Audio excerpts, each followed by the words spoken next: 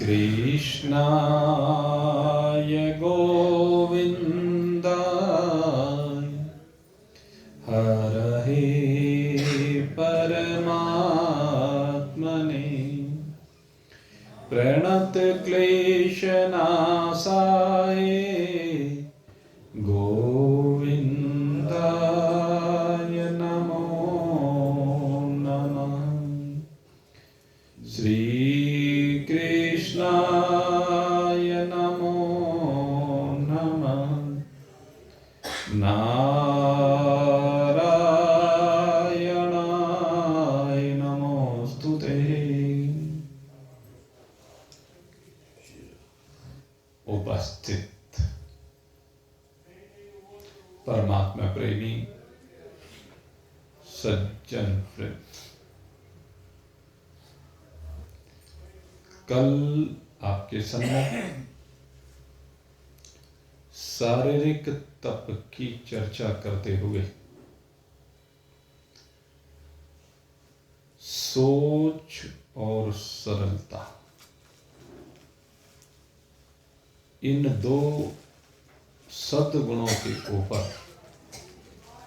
चर्चा की गई थी और चर्चा करते हुए ये बात आपके सम्मुख रखी गई थी कि शुचिता, पवित्रता जैसे जैसे जीवन में आती चली जाती है, वैसे वैसे हृदय निर्मल होता चला जाता है और निर्मल हृदय में एक विशेष बात यह है कि वो व्यक्ति सरल हो जाता है। उसका स्वभाव इतना सरल हो जाता है कि बस वो सबका अपना हो जाता है, सब उसके अपने हो जाते हैं। और जब ये स्थिति होती है, यही परमात्मा प्राप्ति की स्थिति कही जाती है। जब सब में परमात्मा दिखने लगे, जब सबको परमात्मा आप में दिखने लगे, तो ये श्रेष्ठतम स्थिति है। तो इस तप का प्रभाव है अपने स्वरूप की उपलब्धि की ओर पग बढ़ जाना, निकट पहुंच जाना। दूसरी बात अगर मैं कहूं तो सरल होना बहुत जरूरी है। जटिलताओं को जीवन में से निकालना बहुत जरूरी है। जितने जटिल बने रहोगे, अनबूझ पहेली हो जाएगा जीवन।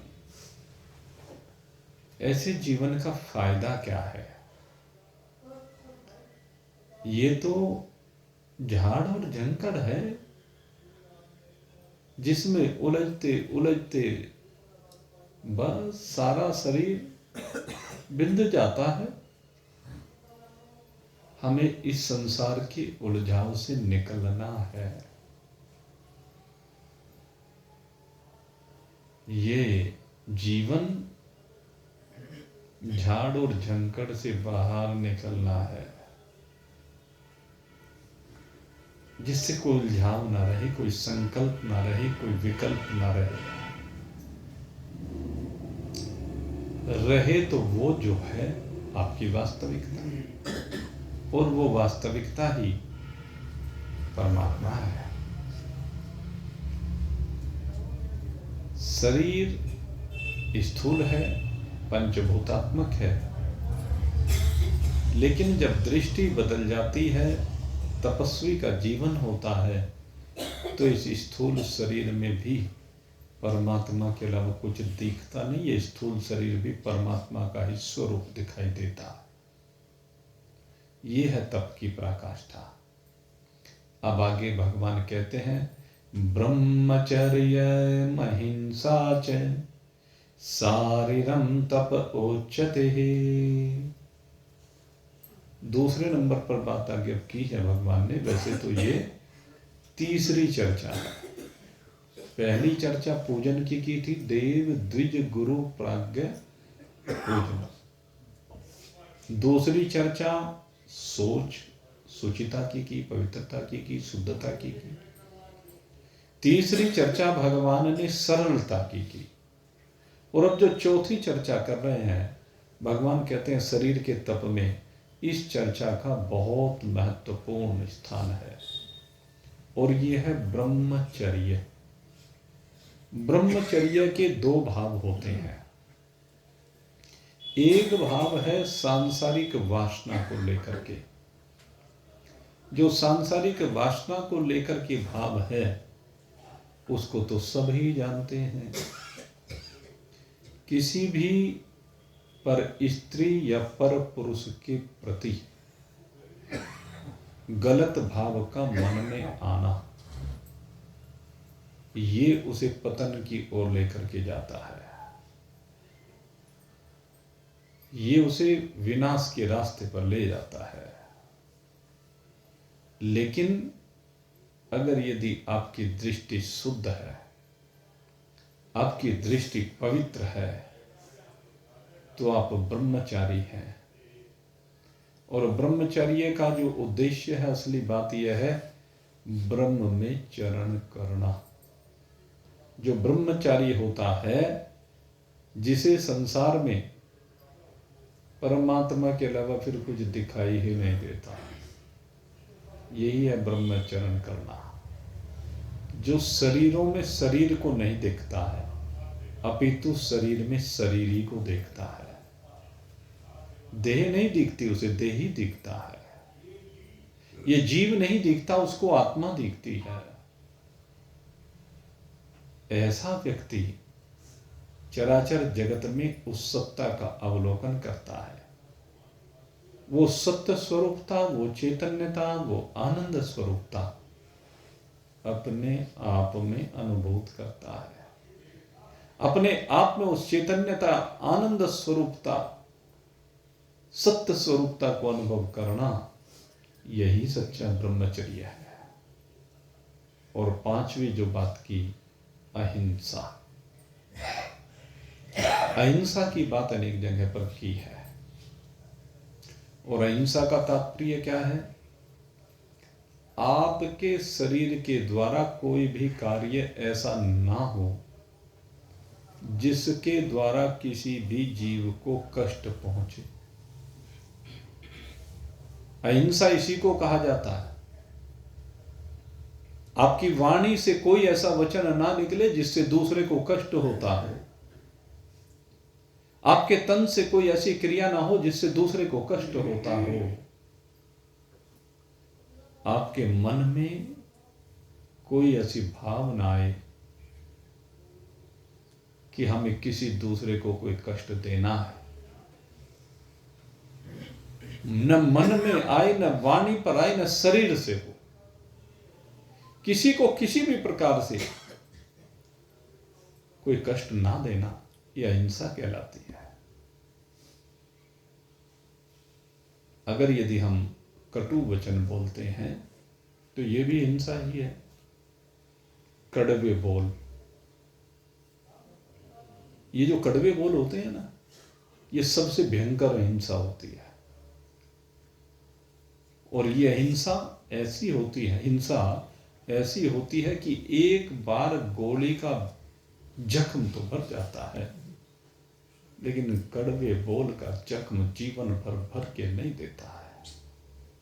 पता नहीं किसके कब कब की याद रहती है। फलाने ने फलाने समय पर, अब से 50-60 साल पहले मुझे ये कहा था, और उसके बाद 50-60 साल गुजर गए, लेकिन आज भी उसके प्रति विद्वेष का भाव बना हुआ है। यह हिंसा के अंतर्गत इस तरह की चीजें नहीं होनी चाहिए।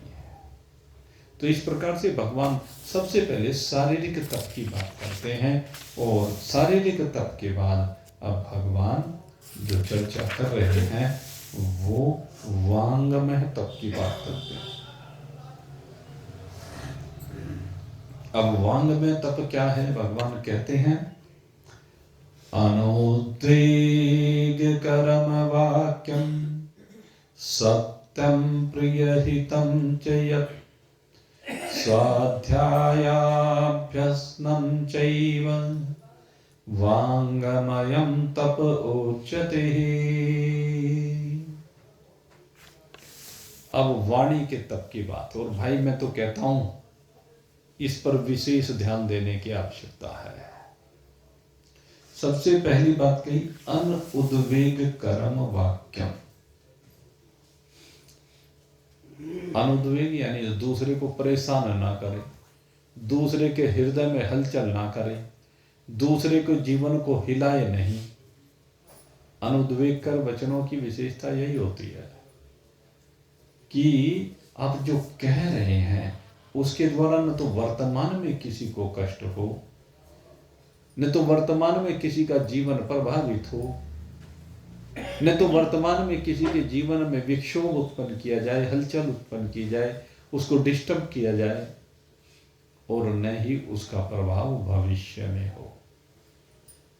इसे कहते हैं अनुद्वेगकरम वाक्यम, जिससे किसी को भी उद्वेग की प्राप्ति नहीं होती, जिससे किसी को कष्ट की प्राप्ति नहीं होती, जिससे किसी का चित्त विक्षिप्त नहीं होता।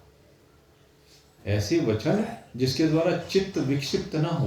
नहीं तो चित्त सबसे ज्यादा विक्षिप्त इन बोलियों से ही होता है भाई। जो कठोर वचन बोले जाते हैं इनसे ही सब गड़बड़ होती है। तो अनुद्वेगकरम वाक्यम, आगे कहा सत्यम प्रियहितं च यत्। अब दूसरी बात कही, आप के वचन सत्य से संयुक्त होना चाहिए। सत्य किसे कहते हैं? कहते जैसा हमने पढ़ा हो, जैसा हमने सुना हो, जैसा हमने देखा हो, जैसा पढ़ा हो, देखा हो, सुना। कहते हैं बस जो उसके आधार पर हमारी अनुभूति है उसको उसी रूप में प्रकट कर देना, उसको उसी रूप में व्यक्त कर देना, ये सत्य कहलाता है। और दूसरी बात कही प्रिय हितम च यत्, प्रिय हितम च यत्। कहते हैं दूसरी बात क्या है कि वो वाक्य सत्य तो हो ही, लेकिन वे प्रिय भी लगने वाले हो। अजी सच तो कड़वा होता है। नहीं भाई, सत्य कभी कड़वा नहीं होता, तेरे कहने का तरीका गड़बड़ होता है। सत्य कभी कड़वा हो ही नहीं सकता। सत्य तो भगवान का स्वरूप है, और भगवान से मधुर कोई होता है क्या? उसके लिए तो हम बार बार कहते हैं मधुरम मधुरम। परमात्मा कैसा है? अत्यंत मधुर है। परमात्मा से मधुर कुछ नहीं है। तुम्हारी बर्फी, तुम्हारा रसगुल्ला, तुम्हारी खीर, तुम्हारा हलवा, ये सब मीठे हैं। तुम्हारे जो हितकारी लोग हैं जो तुम्हारे सामने बोलते हो मीठे हैं, लेकिन परमात्मा से अधिक मीठा न कोई हुआ है न हो सकता है। और सब में जो मिठास है वो मेरे परमात्मा की ही है। उससे अधिक मिठास किसी में नहीं होती। इसलिए इस सत्य को अपने जीवन का आधार बनाइए। बहुत लोग हैं जो सारे दिन बस बैठे हैं यहां सत्संग में, बताएंगे हनुमान टिल्ले पर, बैठे हैं हनुमान टिल्ले पे बताएंगे कैराना कांदला, बैठे कैराना कांदला बताएंगे दिल्ली बंबई, बैठे हैं दिल्ली बंबई बताएंगे अमेरिका। अरे जब तू बता ही रहा है तो जहां है वही बता देना। दूसरी जगह अगर बताएगा तो एक पाप कर्म कमा लिया। इस बात को समझ लीजिए। अगर यदि अपनी वाणी से कुछ भी झूठ शब्द आप निकालते हैं तो समझ लीजिए कि वो एक पाप बन गया, और जब पाप बन गया तो पाप का परिणाम ताप होगा। पाप हमेशा ताप परोसेगा, आपका हृदय संतप्त होगा, आप जलेंगे। पाप का काम ही जलाने का है, पाप का काम कष्ट देने का है, विपरीत परिस्थिति परोसने का है। इसलिए अपने जीवन में हम पाप क्यों करें? हमें कोई पाप नहीं करना है, हमें सत्य से संयुक्त जीवन को जीना है, हमें सत्य जीना है, सत्य को जीना है, अपने जीवन को सत्य से संयुक्त बनाना है, क्योंकि सत्य परमात्मा का स्वरूप है। इस बात को समझ करके सत्य से संयुक्त जीवन को रखना। ये वाणी का तप है भाई। आपकी वाणी से अनजाने में भी कोई झूठा शब्द ना निकले। सत्यम वदः धर्मं चरः, ये सत्य बोलना ही धर्म के मार्ग पर चलना है। सत्यम वदः धर्मं चरः, और जो धर्म के मार्ग पर चलना है भाई, उसका क्या परिणाम होता है? यतो धर्मस्ततो जय। कह रहे जो सत्य से संयुक्त होता है वो धर्म के मार्ग पर चलता है, और जहां धर्म होता है वहीं पर विजय होती है। किस पर विजय? अपने विकारों पर विजय, रावण पर विजय। अधर्म का प्रतीक रावण है, कंस, उन पर विजय। तो सत्य आपको विजय परोसता है। सत्य कभी आपको झुकाता नहीं, हराता नहीं। सत्य सदा आपके मस्तक को ऊपर उठा करके रखता है। हो सकता है सत्य से संयुक्त जीवन के कारण से आपके जीवन में किसी वस्तु का अभाव हो जाए, धन का अभाव हो जाए, मान सम्मान पद प्रतिष्ठा का अभाव हो जाए, लेकिन सबसे बड़ी बात है जिस तत्व का अभाव नहीं होगा वह है परमात्मा। सत्य से जीने वाले के जीवन में परमात्मा कभी जा नहीं सकता। परमात्मा ही उसका आधार होता है। तो इसलिए कहा सत्यम प्रियहितम च यत्। अब सत्य के बाद अब प्रियहितम, दो बात कही। कहते आपका जो वाक्य हो वो प्रिय हो। किसी को जो भी बोले ऐसे तरीके से बोले सत्य को कि वो प्रिय लगे। आपकी वाणी से निकला हुआ कोई भी शब्द किसी को अप्रिय कर लगने वाला ना हो।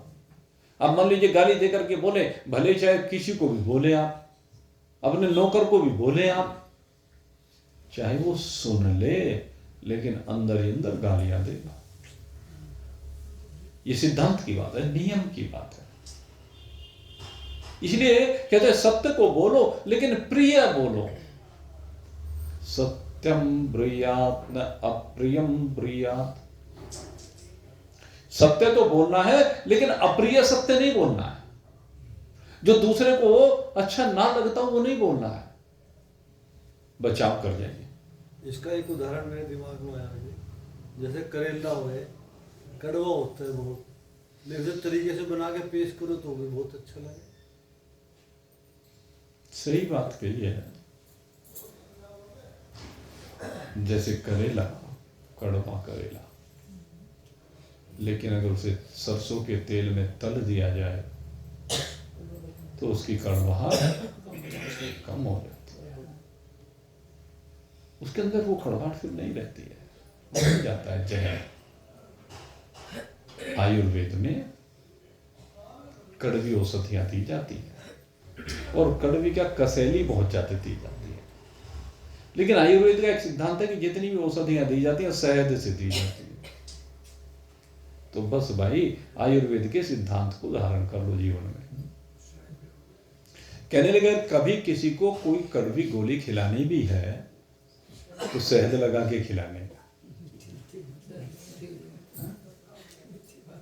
उसमें माखन मिश्री लगा करके खिलानी है। मीठी हो जाएगी। शहद से बताते हैं शुगर नहीं होता, शहद में शुगर नहीं होता कहते हैं। अब राम जी जाने भाई, हमें तो पता नहीं। होता है ये चीनी का शहद आ चलो कोई बात नहीं। यहाँ सिक्के के पास में जी 3 आदमी मर गए थे और पुलिस वालों का मेरे पास में टेलीफोन आया कि जी आप जो है उनके घर खबर कर दो, आपका टेलीफोन नंबर था इनके पास। तो मैं उनके पास में गया तो उन्होंने ये कहा अगर भाई उनके चोट लगी और उनका जो है हालत ख़राब है, जाके देख लो। अगर मैं उन्हें सीधे यूँ कह देता तो एक्सपायर हो गए। हाँ तो अच्छा नहीं लगता। कहने का तरीका यही होता है, जब कभी ऐसी कोई घटना हो जाए तो बड़े प्रेम के साथ जाएं और उनको धैर्य बनाए, भाई देखो कोई थोड़ा सा गड़बड़ हो गया और ज़रा सा आप अवलोकन कर लेना, मुझे कोई थोड़ी सी उड़ती सी सूचना मिली है कि ऐसे ऐसे आपका बच्चा वहाँ जा रहा था, रास्ते में किसी चीज़ से वो टकरा गया, तो शायद उसकी ज़रा एक बार देख रेख कर लीजिए। तो कहना यही पड़ता है और कहना चाहिए, ये प्रिय है। उससे उसके अंदर सहन करने की क्षमता आ जाती है। पहले अब सीधे सीधे कह दिया तो वो प्रिय नहीं लगेगा एकदम। तो इसलिए शास्त्र कहता है प्रिय है कि सत्य को बोले लेकिन प्रिय तरीके से बोले, सम्मानजनक तरीके से बोले, लट सा ना मार दे। और तीसरी बात कही, आपके जो वचन हो वो हितकारी होने चाहिए। हितम चयत, आपके वचन कैसे हो? हितकारी हो। किसके लिए हितकारी? कहने लगे दूसरे के लिए हितकारी। अगर दूसरे के लिए हितकारी होंगे तो तुम्हारे लिए तो हितकारी स्वयं ही हो जाएंगे। ये सिद्धांत की बात है। तो अनुद्वेगकरम वाक्यम सत्यम प्रियहतम चेयत स्वाध्यायाभ्यस्तं चैव वांगमयम तप उच्यते। अब दूसरी बात कही, जीवन में क्या होना चाहिए? स्वाध्याय होना चाहिए। तो ये स्वाध्याय बहुत जरूरी चीज है। आपको बताएं, हम आपको यहां पर कितना भी पढ़ा लें, जितने भी शास्त्र आज तक पढ़ाए हैं, कितने भी पढ़ा लें, अगर आपने स्वाध्याय नहीं किया तो आपको स्मरण नहीं रहेगा, समझ में नहीं आएगा। ये गीता जी जो भी श्लोक इस समय चल रहा है, अगर यदि 2-4 बार घर से पढ़ के आए और 2-4 बार जा करके फिर पढ़े तो आप देखेंगे कि वो श्लोक आपका बिल्कुल क्लियर हो जाएगा, उसका भाव क्लियर हो जाएगा। उसमें भगवान क्या कहना चाहते हैं ये आप आत्मसात कर लेंगे। स्वाध्याय में ये सबसे बड़ी विशेषता होती है। आप देख लेना, जो बच्चे सेल्फ स्टडी करते हैं, विद्यालय में तो पढ़ने जाती हैं लेकिन सेल्फ स्टडी करते हैं, स्वयं पढ़ते हैं, उनके नंबर सबसे बढ़िया आते हैं। उसका रीजन क्या है? कि उसके कॉन्सेप्ट क्लियर होते हैं। उसके जो कॉन्सेप्ट हैं वो सब क्लियर होते हैं। तो स्वाध्याय का बड़ा महत्व है। और हमने एक चीज देखी, कई बच्चे पढ़ाई में गड़बड़ करते हैं, तो हम एक विधि ये है कि उस बच्चे को कॉपी में कुछ लिखवाना शुरू करते हैं। और लिखवाएं क्या? कहते पहले देख ले कि इसको आता क्या है। जो चीज उसको आती है वही लिखवाएं, उसी में से कुछ क्वेश्चन लिखवा दें। तो जो चीज उसको आती है उसमें से लिखवाएंगे तो उसमें उसका इंटरेस्ट बढ़ेगा। अरे तो मैं जानता हूं, उसको बोरियत नहीं होगी, आलस्य नहीं आएगा। और ऐसे 2-4 बार अभ्यास करते करते धीरे धीरे आप सभी कुछ उसे कराते चले जाएं तो वो बच्चा इस स्वाध्याय के बल पर नियम। मैंने व्यक्तिगत रूप से देखा है, कई बच्चे घर से याद करके जाते हैं लेकिन जब पेपर सामने आता है वहां भूल जाते हैं। फिर पता चलता है नंबर तो आए ही नहीं। अब कॉपी निकाल कर देखी जाती है तो देखते हैं कुछ तो स्पेलिंग मिस्टेक बहुत होती है, शुद्धिकरण नहीं होता, बहुत मिस्टेक होती है, कुछ कैलकुलेशन की मिस्टेक होती है। और कई बात तो हमने देखा, जैसे मैथमेटिक्स का सब्जेक्ट ऐसा है कि मान लीजिए किसी क्वेश्चन को कर रहे हैं और वो तो जो लाइन चल रही है आगे वही बढ़ेगी, हर लाइन में कुछ ना कुछ चेंज होकर के वही लाइन आगे बढ़नी है, तो उस ऊपर वाली लाइन को उतारने में गड़बड़ कर देते हैं। और उसके उतारने में गड़बड़ करके मान लीजिए कहीं लिख रहा है sine square theta plus cos square theta plus cosec theta वगैरह वगैरह है, ये लिखा है, तो क्या करेंगे, वो sine square theta plus cos square theta के कोस थीटा लिख देंगे, स्क्वायर खत्म हो गया, वही सारा क्वेश्चन गड़बड़। लेकिन जो बच्चे एक एक क्वेश्चन को 10-10 बार लिख लेंगे वो गलती नहीं कर सकते। प्रैक्टिस सबसे जरूरी। और एक हमारे जो शिक्षक होते हैं ना, कई शिक्षक तो जो है बस राइट रॉन्ग किया और जयराम जी की, बच्चा कभी कामयाब नहीं। अरे राइट को आपने राइट कर दिया अच्छी बात है, लेकिन जिसको आपने रॉन्ग किया है उस बच्चे को समझाना बहुत जरूरी है कि यहाँ पर रॉन्ग है बेटा, यहाँ ये नहीं, ये करो और इसको 4-5 बार मुझे करके दिखाओ। इसको कहते हैं स्वाध्याय। ये गीता जी का श्लोक जो चल रहा है, आप यहां से पढ़ करके जाते हैं, सुन करके जाते हैं, लेकिन अगर इसे 2-4 बार घर पर जाकर के देखा नहीं तो आपके जीवन में कभी नहीं कर सकता। स्वाध्याय का बड़ा महत्व है, सेल्फ स्टडी। इसलिए सेल्फ स्टडी जरूरी, बहुत जरूरी। कोई भजन आज आपने याद कर लिया और उसे 8 दिन बोला नहीं तो क्या होगा, भूल जाएंगे। जो आपने याद किया है उसे अगर भूलना नहीं चाहते हो कि सदा याद रहे, तो उसका अभ्यास बनाए रखो, उसे बोल बोल करके देखते रहो। भगवान ने इस अभ्यास के ऊपर बड़ा बल दिया है। अभ्यासेन तो कौन्तेय वैराग्येन च गृह्यते। भगवान ने कहा है तो अभ्यास योग से युक्त हो, बारंबार अभ्यास करो। अभ्यास योग युक्तेन चेतसा नान्यगामिन। अभ्यास से जब युक्त होते हैं ना, चेतसा नान्यगामिना, आपका चित्त चिंतन करके देखो, अगर अभ्यास करते रहेंगे तो चित्त उसमें लगेगा, और अभ्यास नहीं करेंगे तो चित्त नहीं लगेगा, इधर उधर संसार में घूमता फिरेगा। गुरु जी बोर्ड पर समझा रहे हैं, लेकिन बच्चा वो तो इलाहाबाद प्रयाग कुंभ में घूम रहा है, कुंभ के मेले में हरिद्वार घूम रहा है। ये होता है।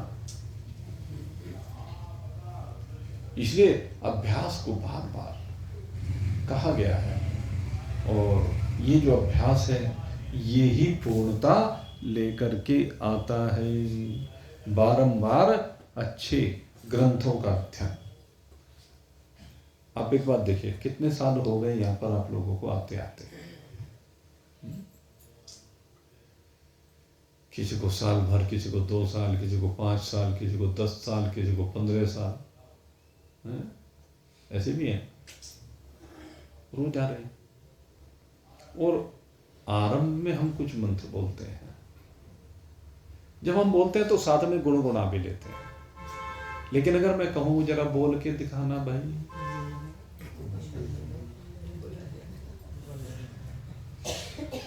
मैं कहूँ गुरुर् ब्रह्मा गुरुर् विष्णु गुरुर्देवो गुरुर् साक्षात, सारों ने बोल दिया जी। कैसे बोल दिया? क्योंकि इसका अभ्यास इतना हो चुका है, इतनी बार बोला जा चुका है कि इसे बोलने में अब आप गलती नहीं करते। वो अलग बात है अपनी भाषा में आप इसे किस तरह से बोलते हैं, लेकिन ये तो सबकी याद है ना। लेकिन मैं दूसरा मंत्र बोलूं, मात्रा स्पर्शास्तु कौन्तेय शीतोष्ण सुख दुःखदा आगमः पायिनो अनित्यः आस्तितिक्ष भारतः। मैं मंत्र बोलूं, कितनों की याद है? अच्छा, मंगलाचरण का सबसे पहला मंत्र हम रोज बोलते हैं, ओम सहना भवतु सहनौ भुनक्तु सह वीर्यं करवावहै तेजस्विनावधीतमस्तु मा विद्विषावहै। सबने बोला हमारे साथ? किसी ने त्रुटि की? नहीं की। और मैं अभी कहने लगूं किसी को, जरा सुनाना। जिस मंत्र को 15 साल से आप सुनते आ रहे हैं, अगर वो मंत्र भी आपकी याद नहीं हुआ, इट मीन अभ्यास की कमी, आपने सोचा ही नहीं कभी, उन शब्दों पर कभी गौर की ही नहीं। किस किस के याद है? अच्छा बताओ। देखो 5, 7, 10 हाथ उठ गए, बाकी गोल हो गए। और कितनी बार बोल लिया आपने? 15 साल में हजारों बार बोल लिया, हजारों बार। तो ये चूंकि अभ्यास नहीं करते, पकड़ने का प्रयास नहीं करते, इधर से निकल करके इधर चला जाता है, ये गड़बड़ है। स्वाध्यायाभ्यसनम चैव वांगमयम तप उच्यते। कहते लेकिन जो स्वाध्याय करता है, जो बारंबार अभ्यास करता है, जो सदा प्रिय बोलता है, जो सदा हितकारी बोलता है, जो किसी को उद्विग्न करने वाले वाक्य नहीं बोलता, वो तपस्वी है। भगवान उसको तपस्वी कह रहे हैं। कहते वो कैसा तपस्वी है? कहते ये वांगमय तप कहलाता है, वाणी के ऊपर जिससे नियंत्रण हो जाए, वाणी वो बोले जो आप चाहिए, ये नहीं कि जो जी में आया वाणी से निकल रहा है। जी तेरी इच्छा के बिना निकल रहा है, वो गलत है। अगर तेरी इच्छा के बिना निकल रहा है तो वो गलत है, और अगर तेरी इच्छा से निकल रहा है तो अच्छा ही निकलेगा फिर तो,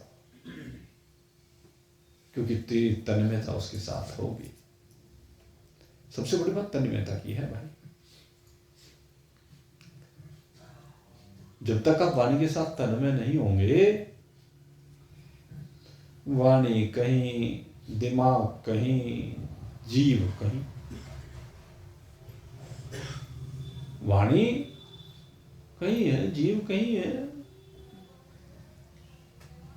लेकिन कहते हैं कि तुझे बस एक जगह पर आना है, सत्य पर आना है, सत्य पर टिकना है, मधुर सत्य पर टिकना है। यही वाणी में तप कहलाता है। अब इसके बाद भगवान तीसरे तप की बात करते हैं।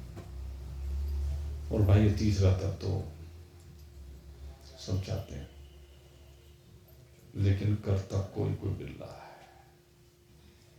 ये जो तीसरा तप है, इसको करने वाला तो कोई कोई बिल्ला होता। सबसे महत्वपूर्ण तप यह है, क्योंकि इंटरनल तप है। ये दोनों एक्सटर्नल तप थे, बाह्य। जो शरीर का तप है वो भी बाहर सबको दिखता है, जो वाणी के द्वारा तप किया जाता है वो भी सबको दिखता है, जो संपर्क में है कम से कम उसको तो दिखता ही है। कोई आदमी आपका मिलने वाला है, किसी ने आपसे उसकी इंक्वायरी की,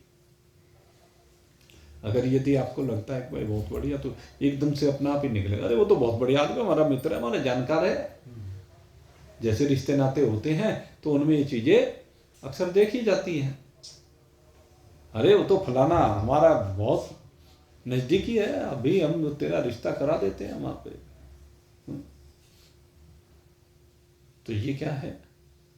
अच्छे वचन है, प्रिय वचन है, हितकारी वचन है, और हम कमियां ही निकाल के बताएं, और ये तो नहीं जानता, तुझे अंदर के बाबू वैसे तो सब ठीक है, वहाँ भगवान की दी सब तरह की मौज है, लेकिन वो बच्चा जो है कभी कभी ओकेजनली दोस्तों के साथ बैठ के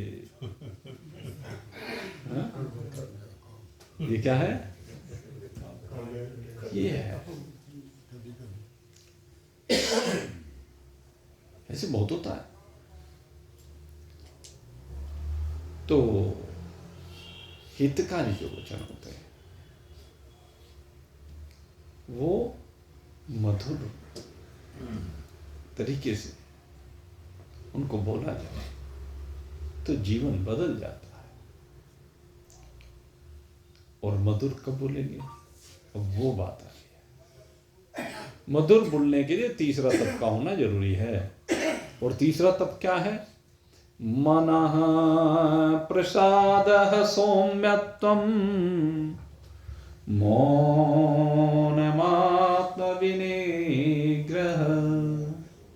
भाव संसुधिरित्येत तपः मानसमुच्यते भाव संसुधिरित्येत तपो मानसमुच्यते।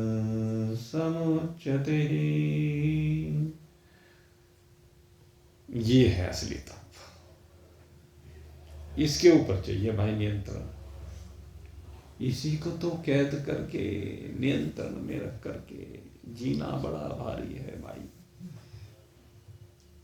क्योंकि इसकी गति कहते संसार में सबसे अधिक तेज है।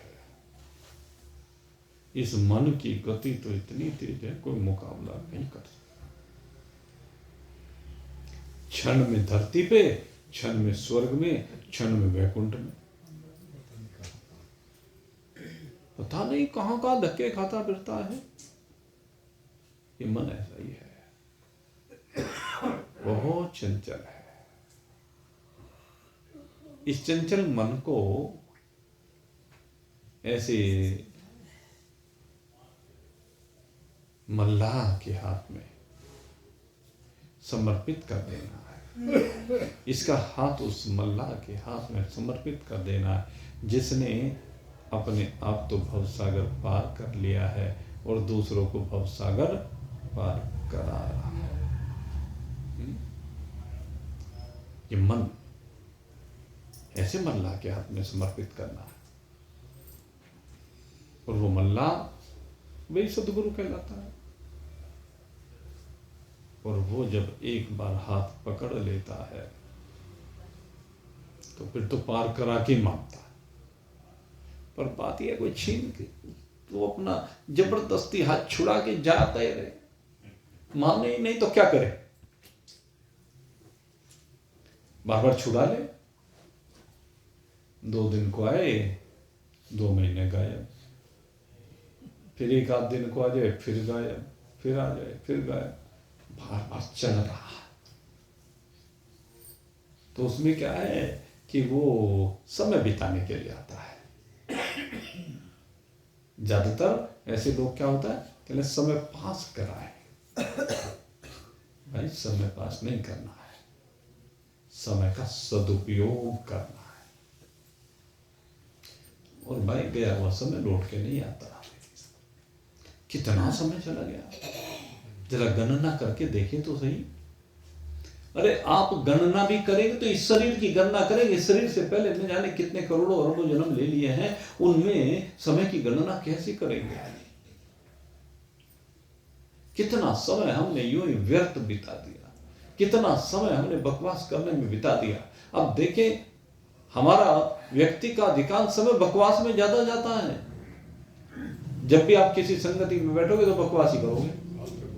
जिन चीजों से कुछ लेना ना देना वही तो बकवास कहलाती है। अपने मतलब की बात करें तो बात अलग है, अन्यथा बकवास ही बकवास चलती है। न इधर से लेना न उधर देना, लेकिन हमें तो चर्चा करनी आ रहे हैं। मेरे इतने बड़े बड़े कारोबार चल रहे हैं, इतना फलानी जगह से आना, इतने फलानी जगह से आना, ये वो, यही चर्चा। तो इस चीज को समझने की जरूरत है। अपने आप को इन सीमाओं से बाहर निकालने की आवश्यकता है। और आप नहीं निकालोगे तो कौन निकालेगा भाई? विचार करो। अगर आप ही अपने अंदर से ये बेकार की फालतू की चीजों को नहीं निकालोगे तो मन तो भागेगा भाई। मन का तो काम दौड़ने का ही है। चंचलम ही मन है कृष्ण। मन बड़ा चंचल है, कैसे रोकूं इसको? तो इसको रोकने का एक ही उपाय है और वह राम जी को आधार बनाना, राम जी के नाम की बल्ली गाड़ लेना, उस पर बार बार चढ़ना और बार बार उतारना, बार बार भगवान का नाम लीजिए। भगवान का नाम सबसे मधुर है, सबसे सुंदर है। भगवान के जैसा कोई दूसरा हो ही नहीं सकता। समझिए इस बात को, और इस बात को समझ करके मौज बनाओ भाई। जिसने समझ लिया उसकी मौज है, और जिसने नहीं समझा उसकी मौत है। अब मौत के मुंह में हमें तो जाना नहीं भाई, हम क्यों जाए? हम तो ये भी नहीं कहेंगे हट जाए हमारे दुश्मन, हमारा कोई दुश्मन ही नहीं है, हमारा कोई दुश्मन नहीं है, सब हमारे अपने हैं। आप सब हमारे अपने हो, इसलिए आप सब के लिए प्रार्थना करते हैं कि आप सब अपने स्वरूप में विराजमान हो, अपनी ब्रह्म स्वरूपता में विराजमान हो, अपनी आनंद स्वरूपता में विराजमान हो, क्योंकि यही आपका स्वरूप है। आप सबके लिए बहुत बहुत शुभकामना करते हुए अब यहीं पर आज के सत्संग को विश्राम दे रहे हैं, और माता अन्नपूर्णा का प्रसाद आपके लिए दिन में भी था, अब फिर है, उसे ग्रहण करेंगे और भाई भगवान का भजन करेंगे। बोलिए सच्चिदानंद भगवान